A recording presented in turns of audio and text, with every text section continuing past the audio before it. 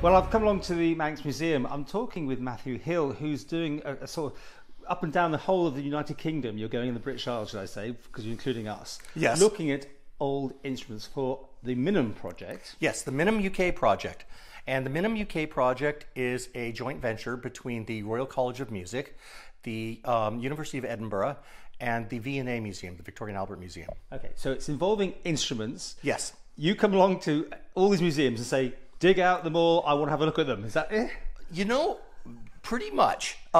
We are trying to catalog, build a database of every musical instrument in every museum in the UK. That is phenomenal, because you must come across the most amazing items. You would not believe the things that we have found. A couple of things we've learned from this project. One, all museums have musical instruments. Two, all museums have more musical instruments than they think they have. Okay, here so far, because I know you're here for a few days, have you found anything interesting? Oh yes. In fact, one right here He's off to get it.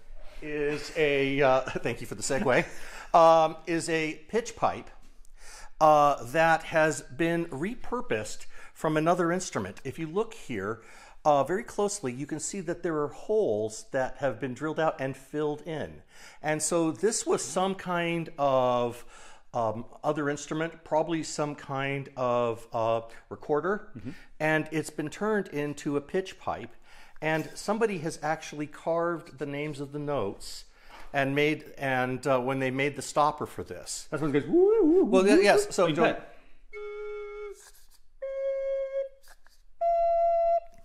Fantastic. So, yeah, somebody put a lot of effort and love into repurposing this to make it a pitch pipe. And it's amazing. I mean, not only as an instrument, but as a piece of folk history. I believe the Manx Museum's had a great database already. They know where all their things are. Yes. And they're just digging them out for you, and you're taking photos of them and doing cataloguing. Yes.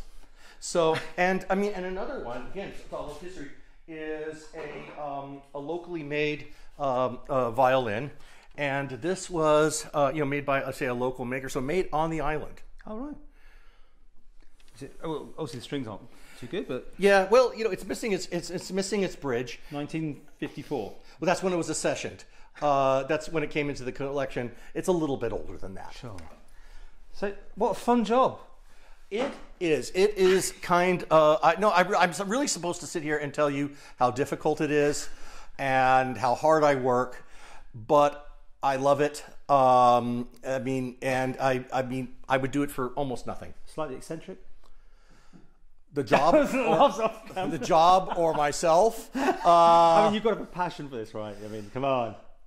Well, I'm an organologist. Organologist is the fancy name for people who study musical instruments. Right. And I want you to know that for an organologist, I'm relatively normal and well-adjusted. Great. That's good to know. People watching this may have something that they think you would love to see. I mean, I can imagine the excitement levels are mounting here, because someone's going to have something in an attic. Okay, well, here's what I want to tell you. You are going to go to your attic. You're going to find your grandfather's fiddle in a case. You're going to look inside that fiddle. You're going to see a label that says Antonio Stradivari. And it's not.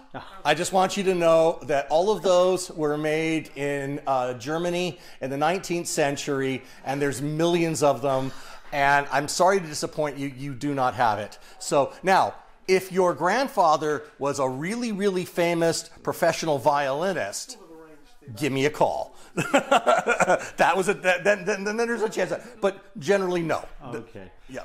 Well, great to meet you.